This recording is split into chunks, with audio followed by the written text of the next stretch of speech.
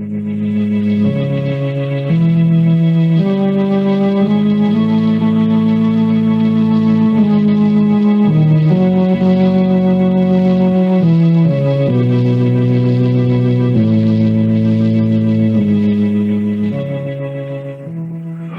knows what evil lurks in the hearts of men? The shadow knows.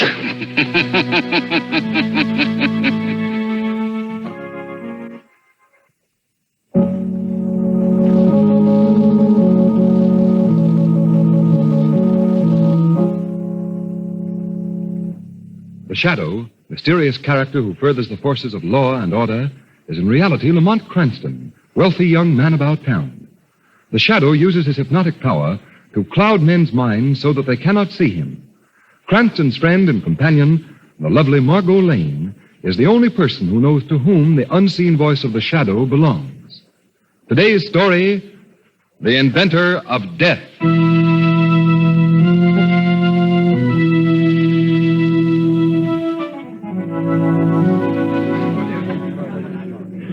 Oh, Lamont, this is really fun. I thought you might enjoy it, Margot. When you asked me to come to an exhibit at the Hall of Science, I began trying to think of fast excuses about sick grandmothers. Oh, really? Yes. I pictured a lot of stuffy old men mumbling in their beards about relativity or something. I see. This is really exciting. Look, what's that over there? Well, they have a sign up. Let's find out. All right.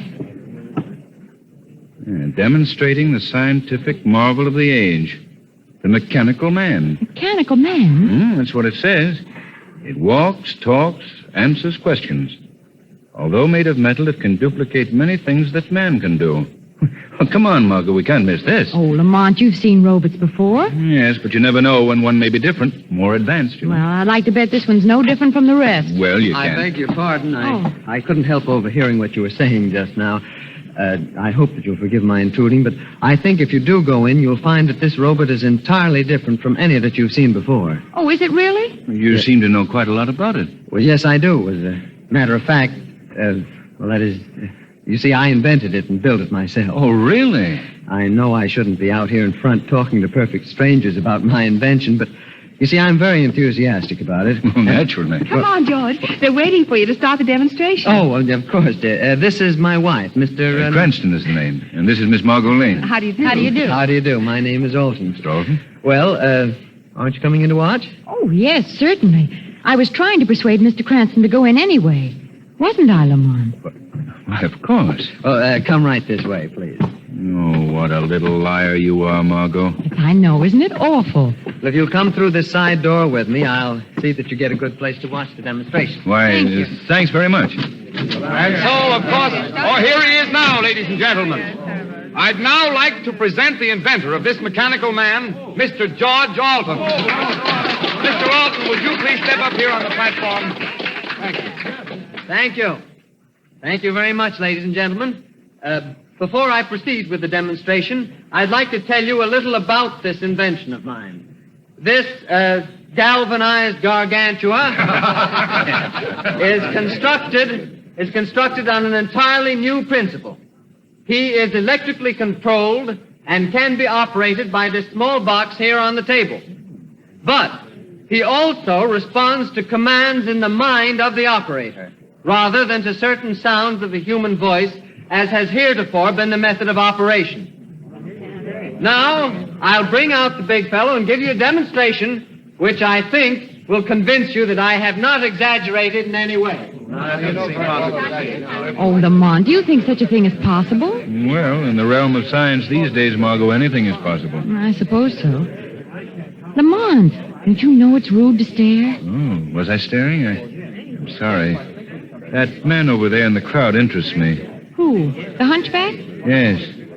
You notice anything peculiar about him? Peculiar? Yes, I'm speaking of his size. Size? What do you mean? Have you ever seen a hunchback so tall? Why, no, I don't believe I have. Now, ladies and gentlemen, I'd like you to meet my mechanical man, whom I have named Henry. Roll it right out here, if you please. Well, speaking of being tall, look at that robot, Lamont. It must be at least 10 feet high. That's right. I'm now going to order Henry to step down from this little platform that he's standing on. Now, you will notice that I don't give him any particular word. I just think the command, and Henry will obey. Now, watch.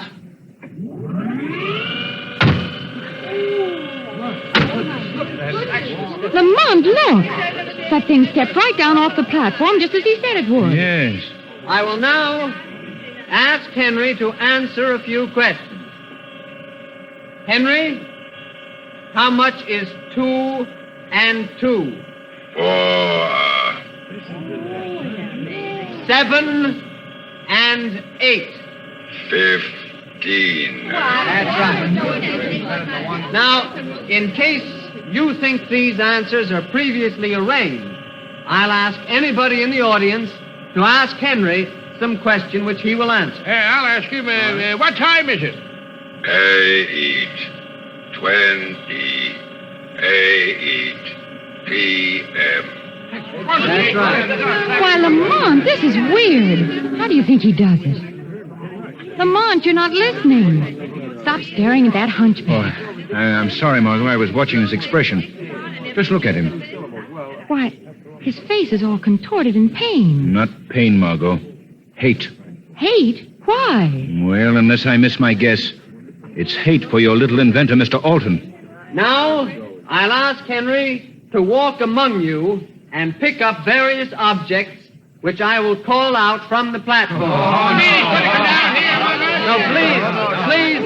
please, ladies and gentlemen, don't be alarmed. Henry is perfectly amiable and obeys my orders implicitly. He wouldn't harm a fly. Well, that may be so, but if that two-legged tank's going to walk around here among us, brother, I'm getting out. Well, I'm very sorry to lose you, sir. I guess I'll have to show you that Henry is perfectly harmless. Lamont, if Henry toddles this way, harmless or not, you'll find me joining the parade to the exit. Ladies and gentlemen, please. Now, you see the young lady sitting on the chair at the other end of the platform. That is my wife, who is not afraid of Henry. Therefore, I'm going to ask him to walk over, pick her up in his arms, and carry her back to me. And you will find that she is none the worse for the experience. All right, Henry. You know what I want you to do.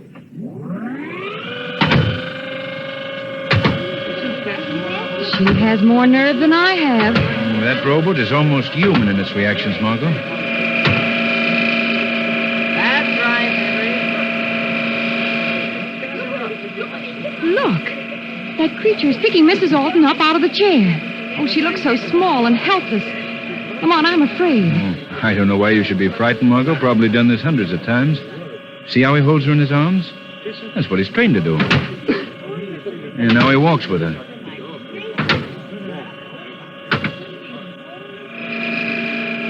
Look, Lamont. The robot has stopped. Yes. Good Lord! No, Henry! No! Mrs. Alton is struggling to get down. Put her down! Put her down this minute! Margot, something's gone wrong. The machine is closing his arms about her. He'll crush her. Stop it, someone! Put her down! Put her down! You're killing her! Stop! Oh, my God!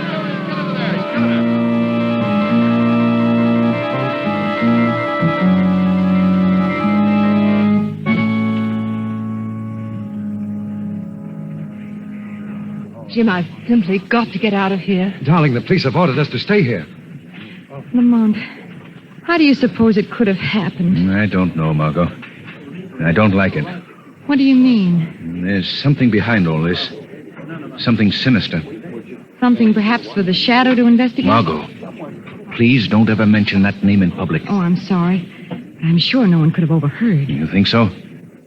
Look behind you. Wait, it's the hunchback. He wasn't there a minute ago.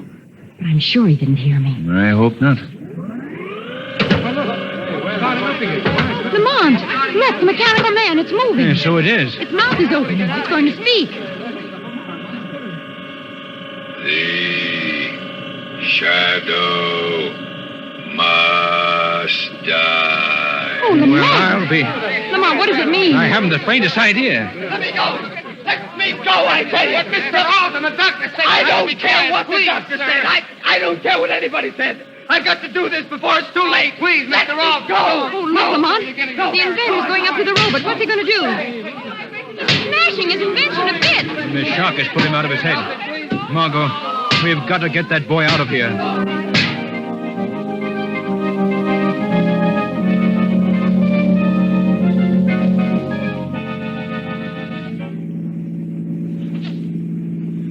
Drive a little slower, Margot. I think he's going to sleep. Oh, Lamont, the poor fellow. Yes. I imagine that outburst when he broke the machine relieved the nervous tension. He seems relaxed enough now. What a shock it must have been to him to see his wife killed in such a horrible accident. Yes. If it was an accident.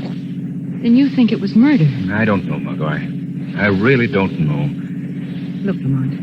Alton's eyes are opening. I think he's waking up. No. Where am I? What's happened? We're just taking you to a place where you can get some rest. Well, oh, I see. My wife. My poor wife. Easy now, easy. Mr. Alton, you've got to help yourself at this point. Myself? What does it matter about me? Mr. Alton, do you have any enemies? Anyone who might be jealous of you or your invention? Enemies? No. Well, unless Dr. Zaruga... Dr. Zaruga, who's he? Well, he's an inventor. He devised a radio-controlled incendiary bomb which was turned down by the Army a year ago. It was too frightful a weapon to use even in modern warfare. Well, what has Dr. Zaruga got to do with you?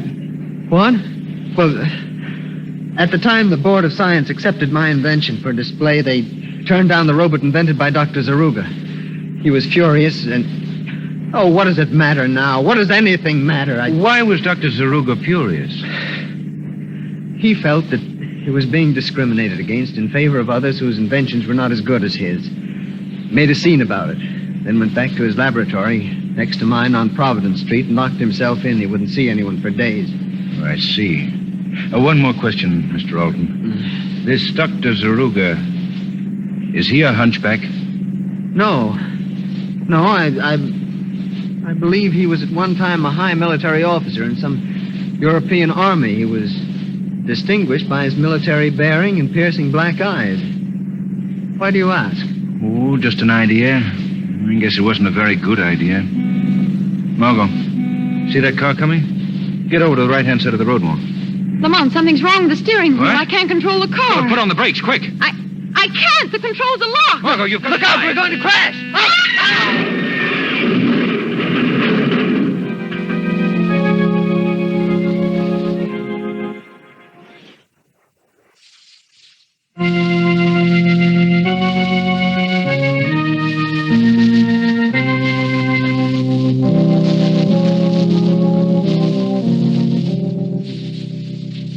Dr. Yoon, how do you think Mr. Cranston's going to live, sir?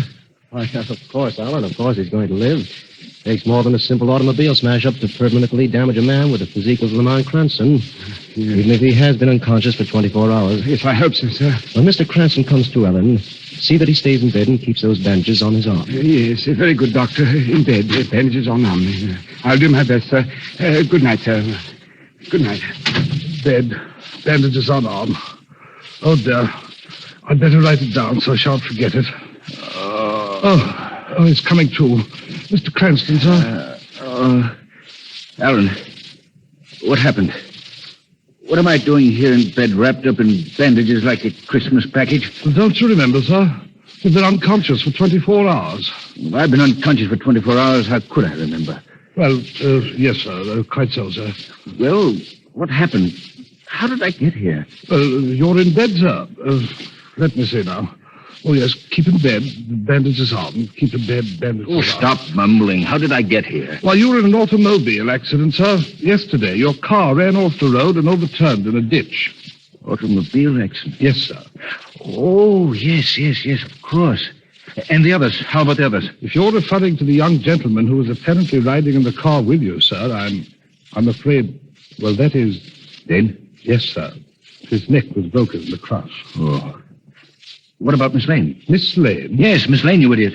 What about her? What happened to her? Was Miss Lane riding with you in the car? Was Miss Lane riding? Alan, what happened to Miss Lane? Speak up. Well, I don't know, sir. There was no sign of her at the scene of the accident. The police just reported finding you and the other gentleman. Alan, give me my clothes. I'm getting up. But, sir, the doctor said in bed and bandages Blazes on. with the doctor. But- I've got to find out what happened to Miss... Mr. Cranston, if you go out now in the condition you're in, I shan't be responsible. You're just flying in the face of Providence. Providence, that's it. That's it, Alan. Providence Street. It's a wild hunch, but it may be a good one. Now, hurry, man. Give me my clothes at once.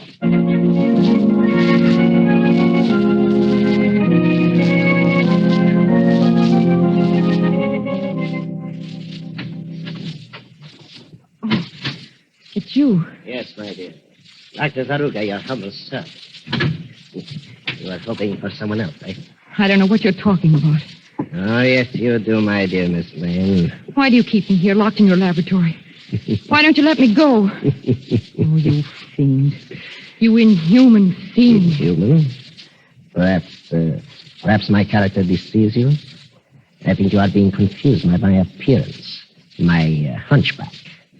Oh. Why, you're not. No. That hump on my back contains the electrical equipment by which I not only control my own inventions, but those of other inventors, who unfortunately are not as brilliant as I am. Then you're not a cripple. No. No, I tricked them all, the silly fools. They wouldn't look at my inventions.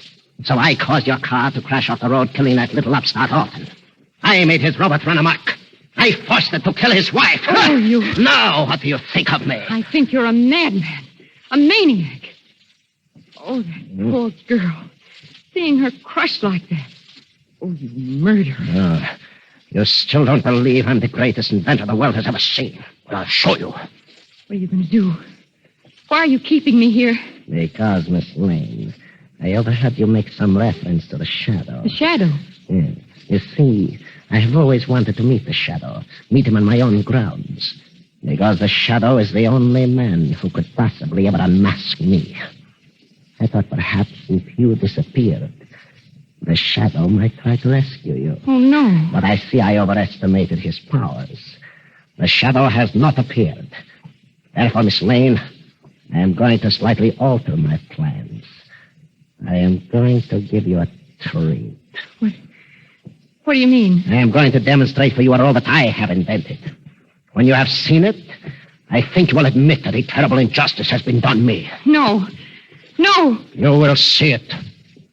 Of course, you may not survive the demonstration. Oh, no. But that can't be helped. As a matter of fact, it's just as well. You know too much about me. Oh, stop it. Stop taunting me. I keep it in a secret compartment. I open this pan. Oh. And there it is. Oh, how ghastly. I admit it is not a pretty sight. You see, my dear, your little friend Alton built his robot for constructive uses to benefit mankind. Mine is for destruction, a weapon for war. Imagine a regiment of robots like this marching against flesh and blood men. How horrible. And now, I will show you how he works. Robot, step forward 3 paces. Oh, no. No, don't. Please. Now, I want you to go to that girl. No. Pick her up.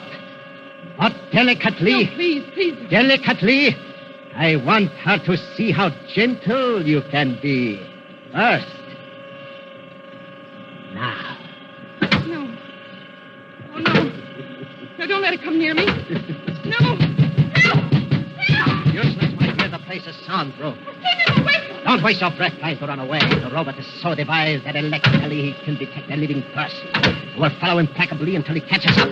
Or until I give the command to start. Watch. Stop, robot.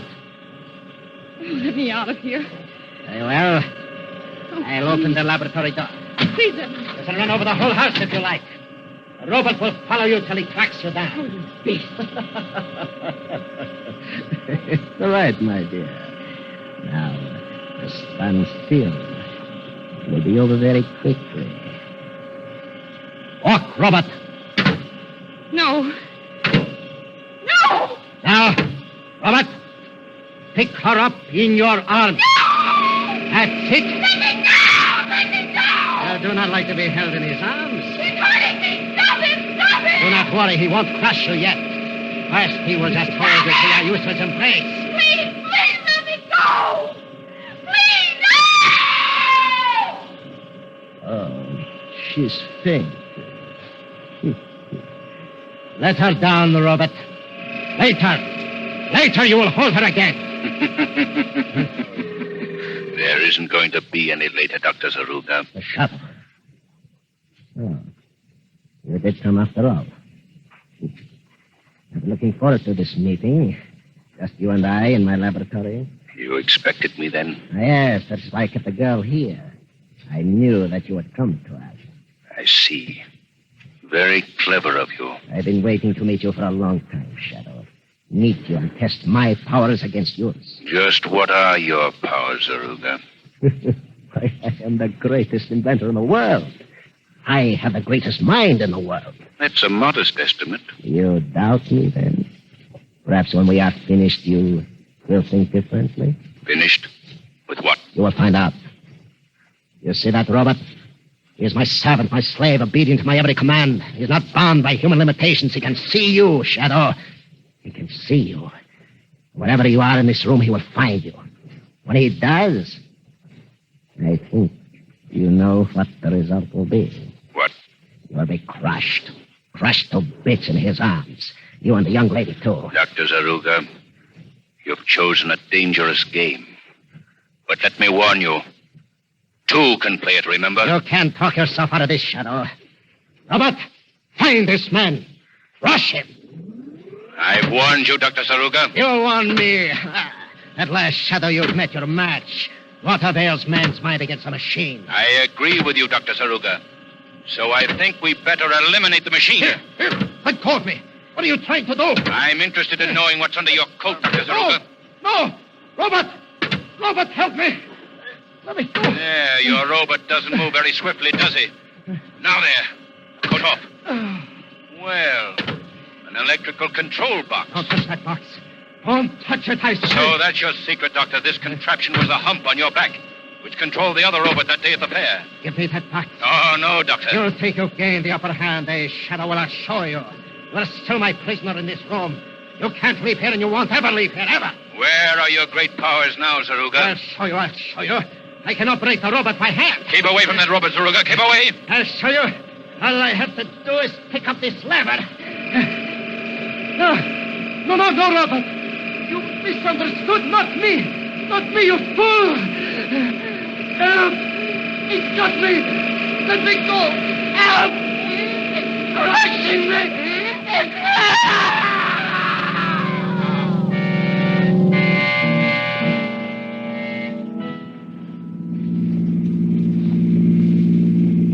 Feeling all right, Margot?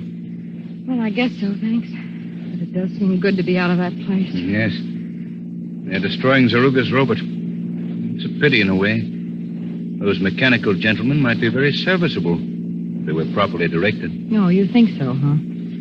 Well, after my little experience with the doctor and his mechanized murderer, I'll think twice in the future before I even use an electric toaster.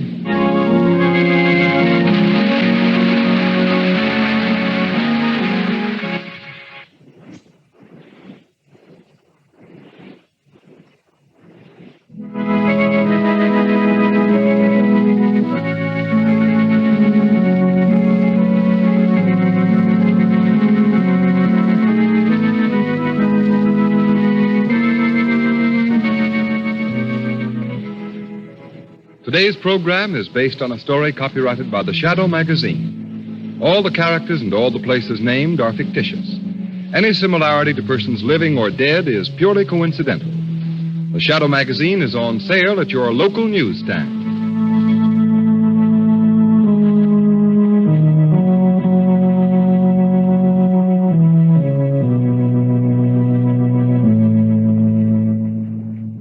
The weed of crime bears bitter fruit.